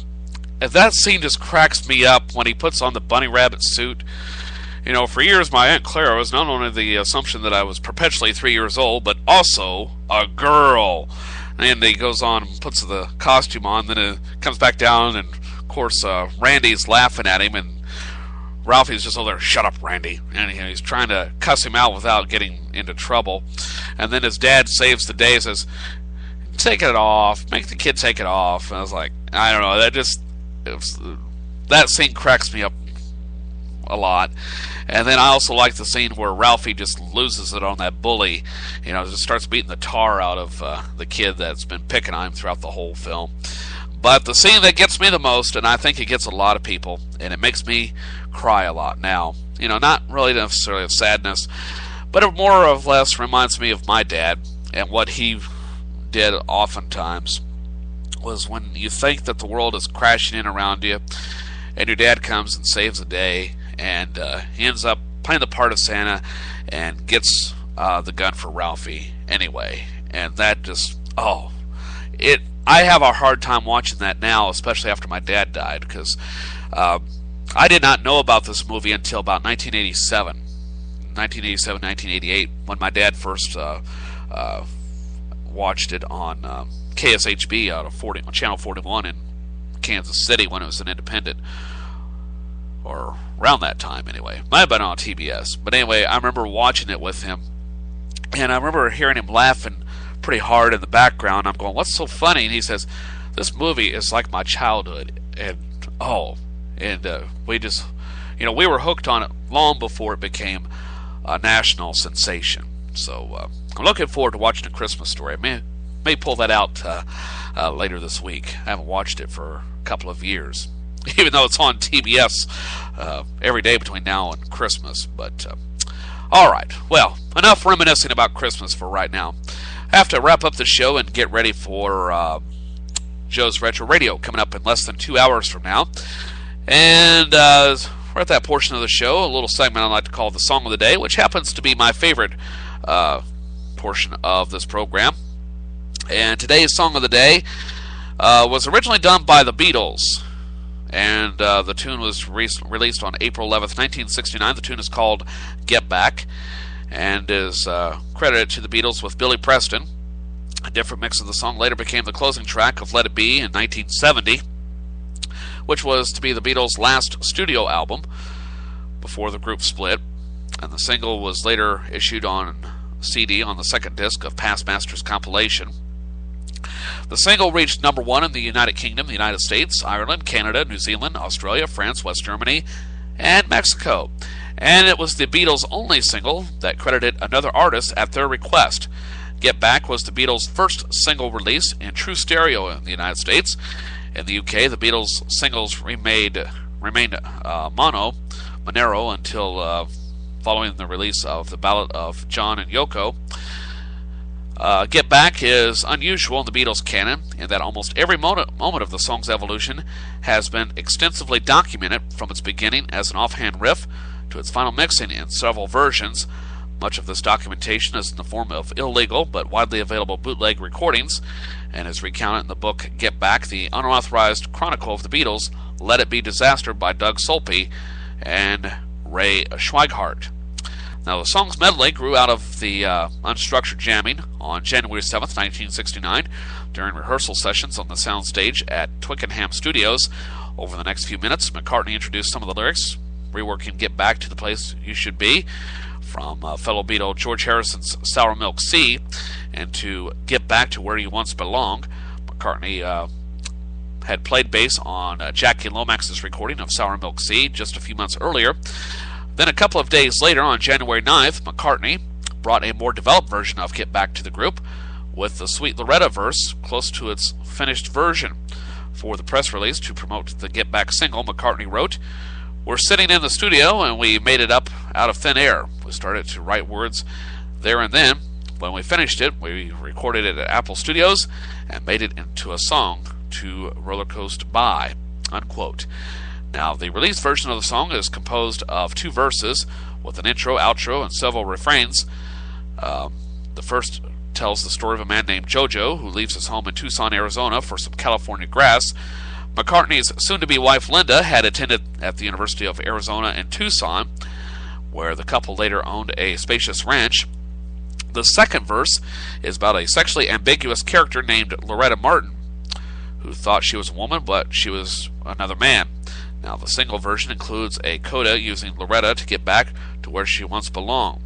Well, at the beginning of the Let It Be version of the song, Lennon can be heard jokingly saying "Sweet Loretta Fart," often misheard as fat due to Lennon's pronunciation.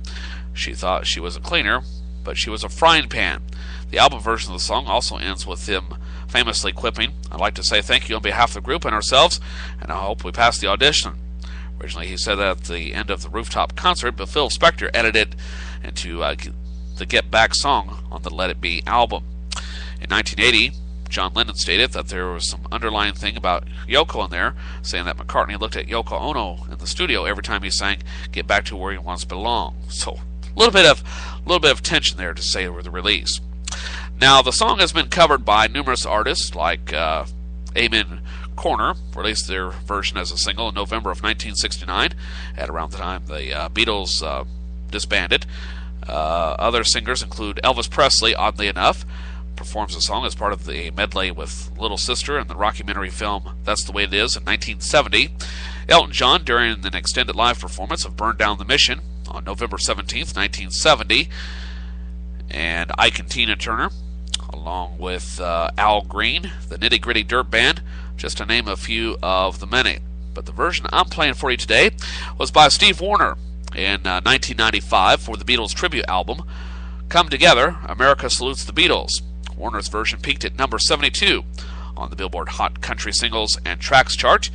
And now, without further delay, oddly enough, the first time I heard this song, of course, was when I was working at Crest Radio, and I was driving home one day while shopping, and the sports director was DJing at that point. He was on the board, Crest board, and I tuned over and heard him intro this song And I could just see the look on his face because he probably couldn't believe that he was introducing a Beatles song on a country music station. But this is a very good remake. It's one of my favorites, one of the few songs on the Beatles tribute album that I thought was really worthy of airplay. And now, without further delay, here is today's Song of the Day, Steve Wariner and Get Back.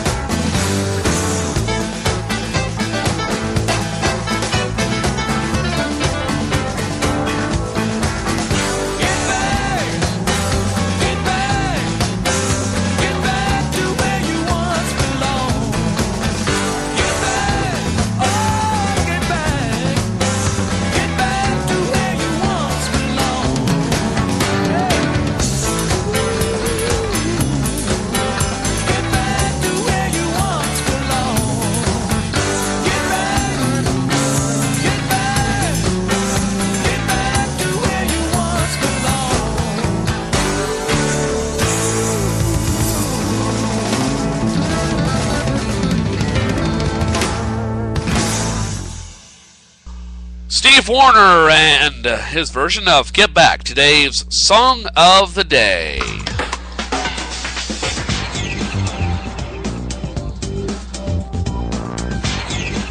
Now it's time to find out what's on the old television for tonight.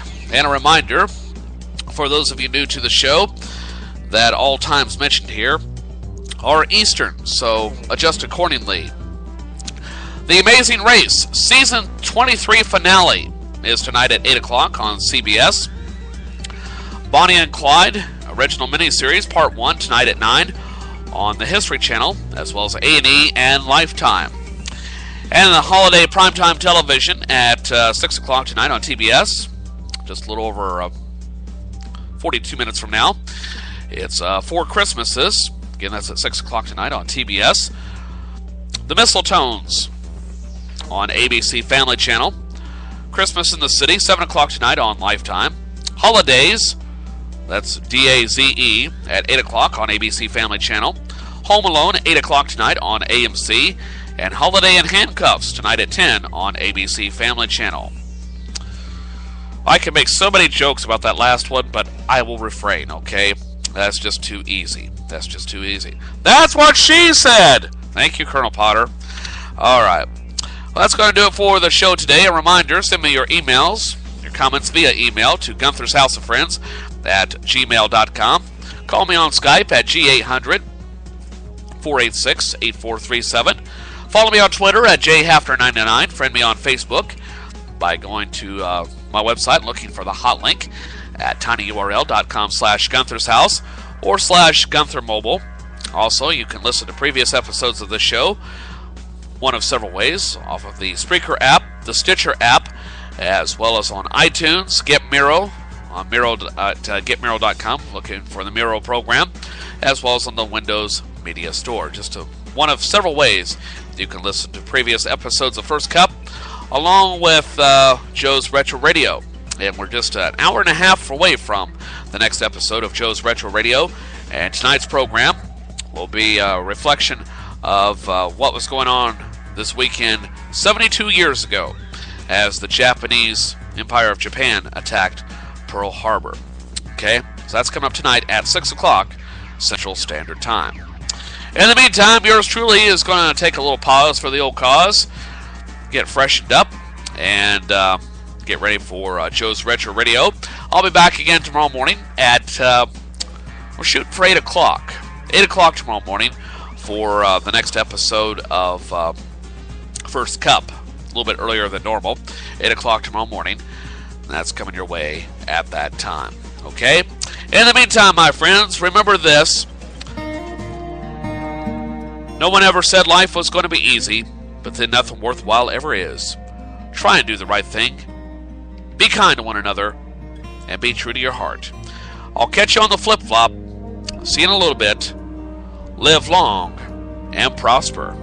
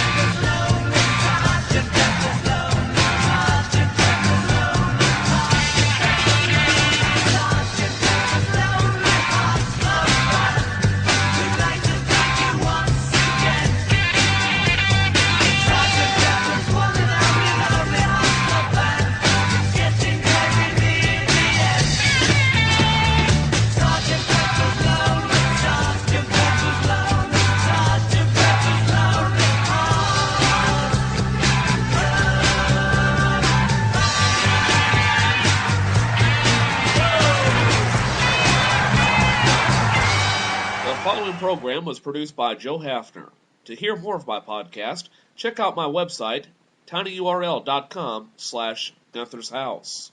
Gunther, go to the house.